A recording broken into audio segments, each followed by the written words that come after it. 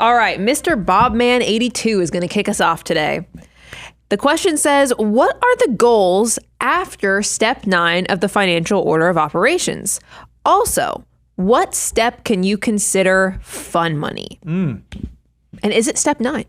So I love this. So what are the goals after step 9? Here's what I think is great. Money is not a goal. Money is a tool that allows us to achieve the goals that we have, to do the things that we want to do, to experience life in the way that we want to experience it. So for your question around what are my goals after step 9, they're whatever you want them to be. That's what's so beautiful. We have some folks who they get past step 9 and they want to start thinking about legacy. They want to think about how can I build up something for my children, or I am charitably minded. I want to figure out how I can use my resources to support organizations that I care about. Or people just say, hey, I want to go experience the world around me. I want to go travel and see all these different things and do the stuff that I've never been able to do before. What's beautiful is there's no right or wrong answer to that. If you've done all the stuff that you're supposed to do with money, it should free you up that then you get to use your money to do the things that truly and ultimately matter to you. Now, what I think is great, and I think this is really where Bob Mann's question's coming from, Brian, he said, well, at what step is fun money? Does that mean I don't get to like enjoy stuff before step 9? Don't I get to have any fun before step 9? How should Bob Mann think about that? Yeah, when I heard this, there was 2 big things going on in this question. First of all, you should always be creating fun in your life. There's a reason I talk about bedazzled basic life and still creating blossoming memories, even when you're in those aspirational, or you can read through the lines, poor periods of your life. I want you to make memories, and I want you to actually use some of your resources to create those fun memories and those bedazzled basic things. But I think what then he threw a curveball in there, Bob Mann did, by talking about post step 9. And a lot of people, especially if you've read Millionaire Mission, I think you know what the answer is on this, is that if I took you through the journey of steps 1 through 9 of the financial order of operations, but then the latter part, the last 2 chapters of the book really started focusing on who you are and what your money can and cannot do for you. And this is also ties into that show we do every year where we talk about the 5 levels of wealth. And if you, just to bring you up to speed, I'd encourage you, go look into this show. But you have stability. That's where can you get to the, where you can afford your life, where you have $1,000, because that puts you better than 60% of Americans out there. And then you get into the strategy where you're actually letting your money do the work for you.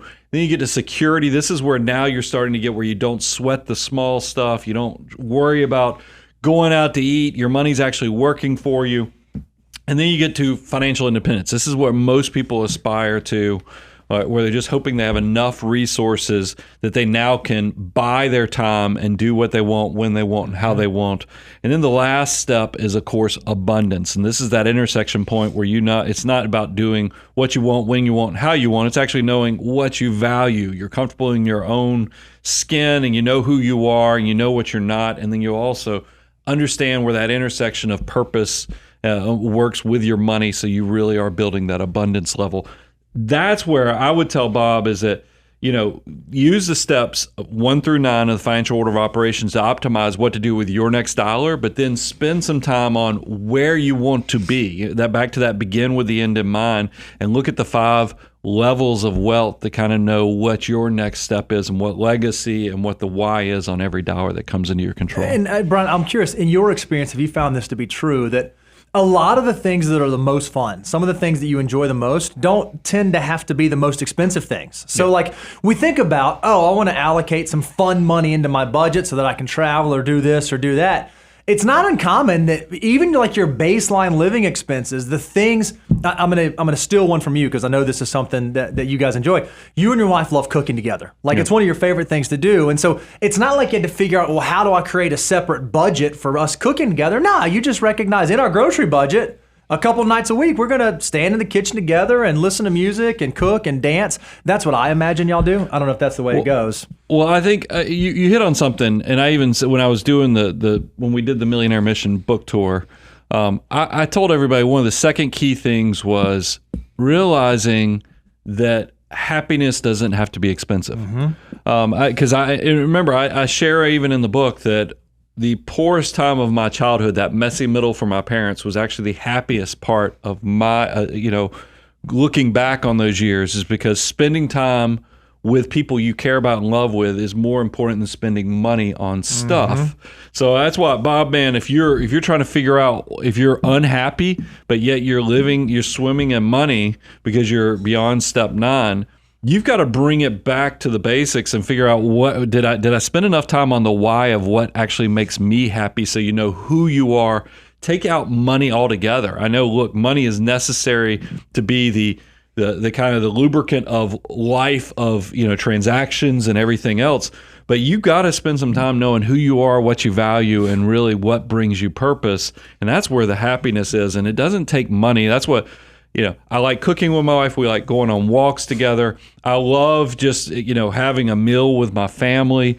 All those things, they don't have to. I like grocery shopping. I know everybody is outsourcing the heck out of all these things with all these apps and stuff. Hot take. You lost me at the grocery shopping, but I'm going happy to the for grocery you. store with kids, or even Jennifer and I. That makes it worse. I love it. I think it's so much fun. I don't sweet. know why, but So that it sweet. doesn't have to be expensive to still create great memories. I want to put that to the test.